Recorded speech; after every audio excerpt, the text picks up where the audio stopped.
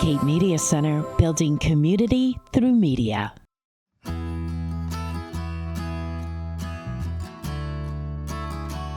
My name's Kristen Andres, and I am the current president of Friends of Chatham Waterways. Friends of Chatham Waterways is a nonprofit on an all-volunteer board. We were organized way back when in 1983. It's a grassroots effort to protect Chatham's natural resources, in particular protection of our fresh and salt waterways, as well as the adjoining uplands. We have several programs, and primarily we engage volunteers. So we have a coastal water watchers program that was started back in 1998 when the town of Chatham needed to collect some water samples. About 150 volunteers were organized and trained to do water sampling from boats out in our coastal estuaries. And that monitoring continues on today, and we organize volunteers each year, and they're trained and they go out and sample. So we have a very robust data set, so it's really important to the town. We also have a pond monitoring program where our volunteers go out every 2 weeks and sample 5 of our ponds relative to potentially toxic cyanobacteria blooms. We collaborate with the town on most all of our projects, and the cyanobacteria monitoring program is in collaboration with the town and the Association of Preserved Cape Cod. We also, each September, we participate in Coast Sweep, which is an international program with Coastal Zone Management, where volunteers go out and pick up trash and debris on our shorelines, our coastal shorelines, and then they provide that information and sent off to Coastal Zone Management, who maintains that data. Volunteers generally work with us in the summer. It's not a huge time commitment on the water sampling. The ponds get sampled every 2 weeks, and if you're a water watcher out on the coastal embayments, there's designated days in the summer that everybody goes out and does the sampling on the same day. So it's not a huge lift, but it's a great way to be out on the water and to work with other volunteers. There are other opportunities for volunteers. There are things sometimes where we've got events happening or other projects underway, and so we're always happy to engage whoever is interested to be more involved with the work that we do. Anybody who's interested in volunteering can go to our website at chathamwaterways.org, and there is a support button, and you can certainly join us as a member by giving a donation, and you can sign up to be a volunteer. We've had several exciting things that we undertook this past year, which is a big lift for an all-volunteer organization. In April, we rolled out our Water Pledge campaign during Earth Week. Our Chatham Water Pledge is an effort to bring awareness to how precious our water resource is. And so we are trying to engage folks to take the pledge, which means to skip the fertilizers, avoid pesticides, conserve water, and embrace Cape-friendly lawn, which is a Cape Cod lawn, which most of us who've lived here a long time still have. We have been having table events and trying to get that message out in many different ways. We have well over 100 properties as of August of this year, of 2025, who have taken the pledge and who we then give a sign to, and they can post the sign in the front of their yard and show that they're supporting those efforts to conserve our water and protect its water quality. 2 programs that we've had for many years now. One has been our grant program to the schools, the Barbara Stribert Environmental Grant Program, where we give dollars to teachers for programs that they want to do with their students. Often they are field trips, so we help pay for transportation or materials. And it's really just a way to ensure that students have that opportunity in the middle school and high school to get out into the environment. We also have a very robust scholarship program where we give dollars each year to undergraduate and graduate students who are studying in the environmental field. So we really feel strongly about educating our next conservationists. The purpose of FCW is to fill that gap between town government and what needs to be done to really help protect our natural resources. There is no way that the town could have afforded to have paid for somebody to do all this water sampling, and so our volunteers really fill that niche. And also the other gap is that the town doesn't have a lot of resources for education and outreach, and so we try to fulfill that for the community, and we try to provide educational events and information to the citizens and advocate when necessary.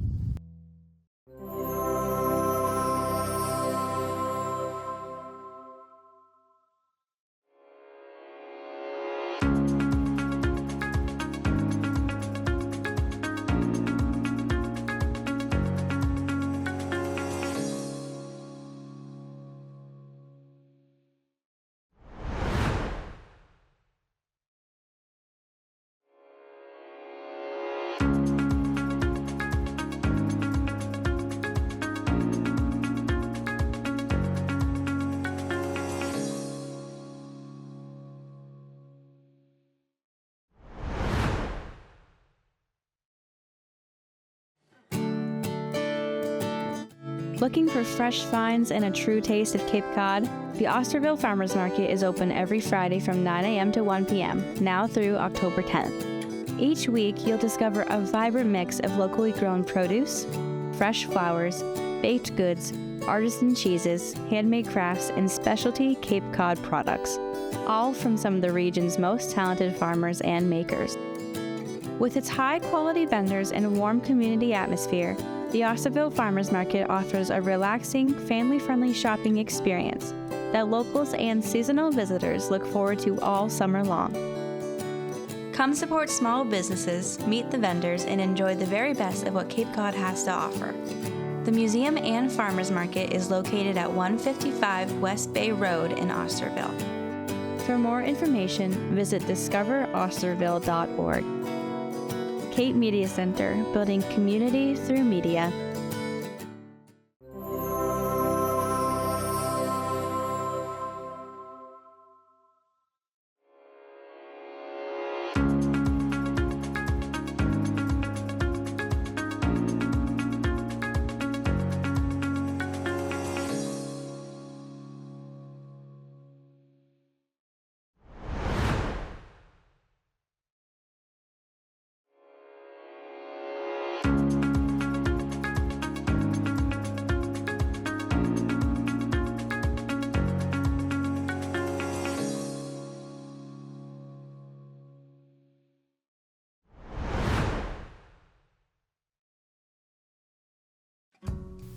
With over 500 nonprofits on the Cape, it can be difficult to make your organization's message heard. That's where video comes in. It can engage your intended audience and allow for better retention, improved clarity, and understanding. Cape Media Center is willing to help your organization create a persuasive message through the power of video. For a small fee, we'll work with you to create a compelling public service announcement and even produce a full-length television segment showcasing your nonprofit in depth.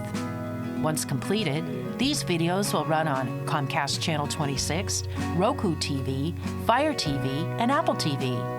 Plus, your organization can use these videos in your own newsletter, website, and social media platforms at no additional cost. So let's work together to strengthen your outreach and better serve our community.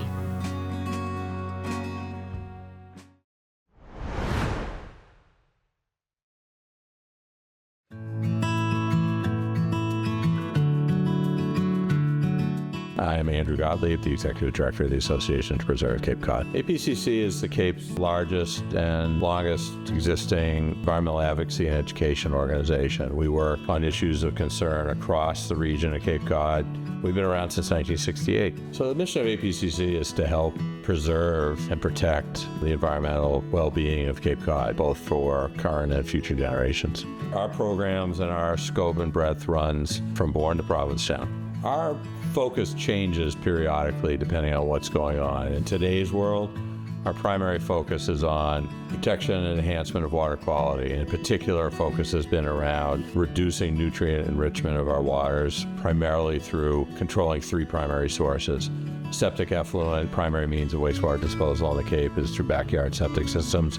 Those have degraded our marine environment and our freshwater environment. And so fixing that problem and helping towns get the resources necessary to address that problem has been a primary focus of ours. We're working a lot these days on encouraging and creating the financial tools necessary to enable towns, land trusts, and local entities to preserve the remaining portion of the land of Cape Cod that is neither developed nor protected. 60,000 acres of prime habitat that will go a long way towards determining what our environmental future is. Doing a lot of work on that. We are very heavily invested in projects that restore the functioning of wetland resources, both coastal salt marshes, freshwater wetlands, and doing a lot on reconverting bogs that are no longer producing cranberries back to natural wetland systems. And then lastly, I would say our other area of discipline is in promoting good land use practices that homeowners can implement so that they can have their yards look and feel the way they want them to feel, but do it in a way that works with as opposed to against nature. We have active monitoring of a number of saltwater marsh areas where we're either planning to do restoration work or have done restoration work, doing the research necessary to understand what current conditions are so that we have a baseline to evaluate how well the system responded to the intervention. And then for projects where we've had interventions, we're monitoring to see how quickly those resources recover. We have a 9-month-a-year freshwater monitoring program where we're looking at 50 ponds in collaboration with Barnstable County, understand water quality in our ponds. We can do some broad characterizations of what's going on there. We run a very robust cyanobacteria monitoring program in our freshwater ponds, 150-odd ponds across the Cape, where we look for presence or absence of cyanobacteria, where we find presence in sufficient density that it creates the possibility of toxic releases from the cyanobacteria. We have an online mapping tool that we notify the public about the presence of those things and advise them on restricting or limiting their access and utilization of those water bodies. We have a few hundred volunteers that work with us on a variety of programs and efforts, everything from helping us with office work to being out in the field. The vast majority of the cyanobacteria samples that we collect are collected through engagement with volunteers. So we have an extensive training program with volunteers. They allow us to have a much broader scope program. Our baseline water quality work that we're doing with the county on the 50 ponds, every one of our samples is taken with a volunteer. Volunteers are at the core of the annual herring counting that we do as an organization in the spring. It tends to focus on the spring and the spring migration. We have dozens of people that are out in the field counting. So volunteers are a really important part of extending the work that we can do. So for anybody who's interested in learning anything about any of our programs, cyanobacteria, sign up for alerts, volunteer, just become more environmentally aware, visit our website at apcc.org. While we're still relatively small, we have been growing. I think our growth is in response to a desire from the people who live, work, and recreate on Cape Cod to preserve the nature of the environment that drew them here in the first place. And, the threats to our environment are significant and real. The destiny of this is not preordained, and how it comes out has a lot to do with what we do to be active, to take common sense steps to preserve the environment, and that's what we're all about.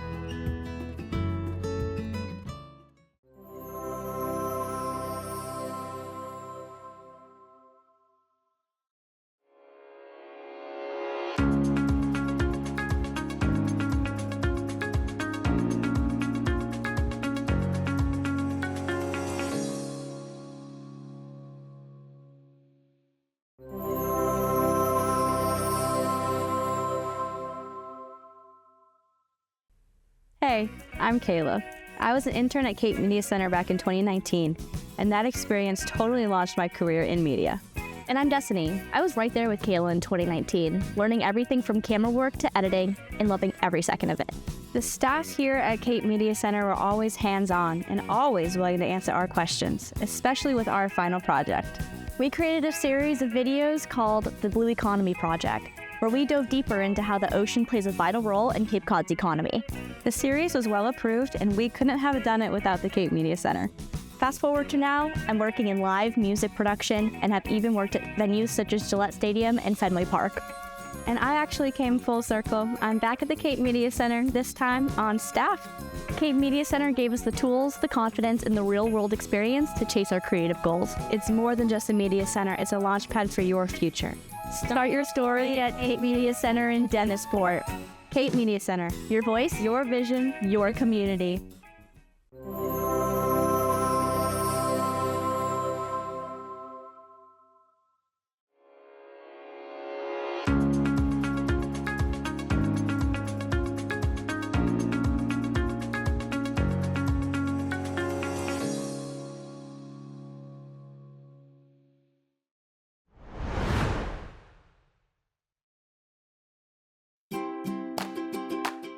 The 2025 OneCape Summit took place on September 16th and 17th at the Witchmere Beach Club in Harwich, hosted by the Cape Cod Commission. Each year, the OneCape Summit serves as a regional forum for collaboration, innovation, and informed action. It's a place where national and local initiatives connect, and where local leadership and success stories take the spotlight. This year's preliminary sessions featured a range of speakers sharing their insights and strategies, including Lieutenant Governor Kim Driscoll and Christy Senatori, Executive Director of the Cape Cod Commission. I'm Christy Senatori. I'm the Executive Director of the Cape Cod Commission, and we're here today at the 11th Annual 2025 OneCape Summit, where we're bringing together regional leaders, nonprofit organizations, our elected and appointed officials, as well as stakeholders, to talk about some of our biggest regional challenges, which is really our biggest regional priorities, and really trying to talk about some of the solutions that we need to implement across the region to make sure that we can sustain a vibrant and healthy community moving forward. We're really hearing from a wide range of speakers during the 2 days here at OneCape. We're covering topics such as coastal resiliency and climate change, transportation and infrastructure, and the Canal Bridges Replacement Project.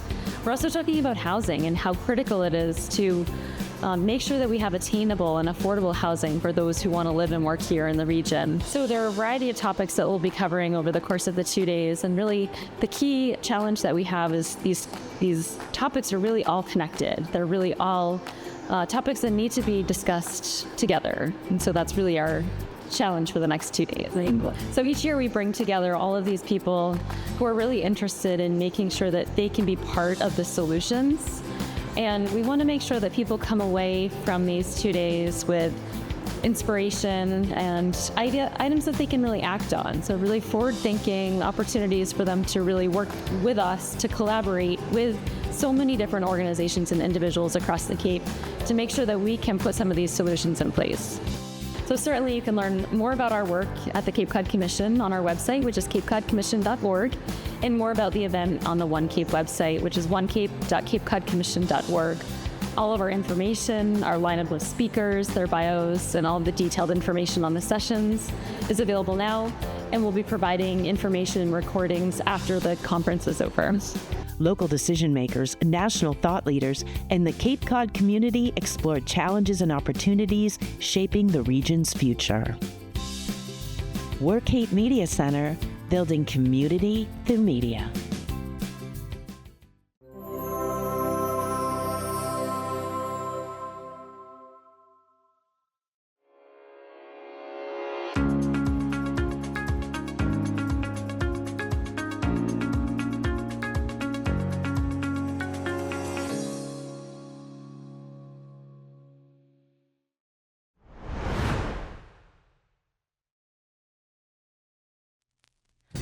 Hello, my name is Joan Friedman, and I'm here representing the Academy for Lifelong Learning in Barnstable, Massachusetts. The Academy for Lifelong Learning has been on Cape Cod since 1987, and our mission is to provide education and socialization to the Cape Cod community that's 50 years old and older. I am here tonight to talk about Cape Media Center and our association with Cape Media Center. I had a slight relationship with Cape Media in the past, and I just saw that the partnership between the Academy for Lifelong Learning and the Media Center was just a natural. So we came and we talked with the management then, and they put us in contact with Jamie, who is the head of training here. And Jamie trained us on broadcasting techniques, editing, podcasting, how to do field shoots. And through our ability to do these things ourselves, to do broadcasting ourselves, bringing in new people, new classes, to talk to the public about what we were providing. Also, that we were able to start doing our own podcasting. And everybody's very interested in podcasting, and we were able to put out a number of podcasts that really shined a light on our incredible instructors. That through our partnership with Cape Media, over the course of several years, we were able to build our numbers back up to a sustainable number. We made it. we made it through COVID, where so many other not-for-profits didn't. And a large part of that had to do with Cape Media, that we were able to attract a new audience. Things here at the Media Center also keep changing. There are new courses for us to take here. They will allow you to put forth your message. We have been very happy with our partnership and relationship with Cape Media. We are in this, and we are in this together for the sake of the Academy for Lifelong Learning and the members of Cape Cod who are over 50 years old, who want to continue to learn and want to continue to be social, and want to be able to do that in a very safe environment. So that we have been very, very pleased, and I would encourage anybody, who's interested in broadcasting at all, to give them a call. This is the best bang for your buck. And that we were very, very happy that we discovered them and that they continue to partner with us in so many ways. So I'm very happy to be here today. I'm very happy to be able to speak for them because I honestly feel that I've grown to be friends with some of them through our partnership. This has been something that's added a great deal to the Academy for Lifelong Learning, and I feel very confident that if you contact them, that they'll be able to help you too.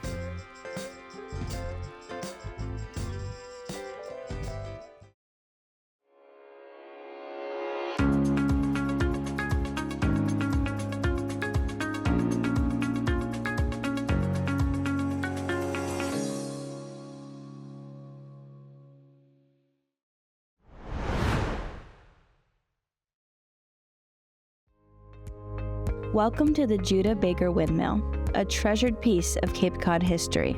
Originally built in 1791 by Judah Baker, this 18th century windmill stands in South Yarmouth, a proud reminder of a time when wind powered communities. Back in the late 1600s, Yarmouth was home to 5 windmills used to grind grain. Today, the Judah Baker Windmill is the last one still standing. Over the years, the windmill was relocated several times before finding its permanent home at 89 River Street, right in the heart of the Bass River Historic District. Beautifully restored, the windmill still contains its original mechanical equipment, now over 224 years old. Today, the Judah Baker Windmill is lovingly maintained by volunteers and the town of Yarmouth. Seasonal tours invite visitors to step back in time and experience this local landmark up close. For more information, contact the Yarmouth Historical Commission. Cape Media Center, building community through media.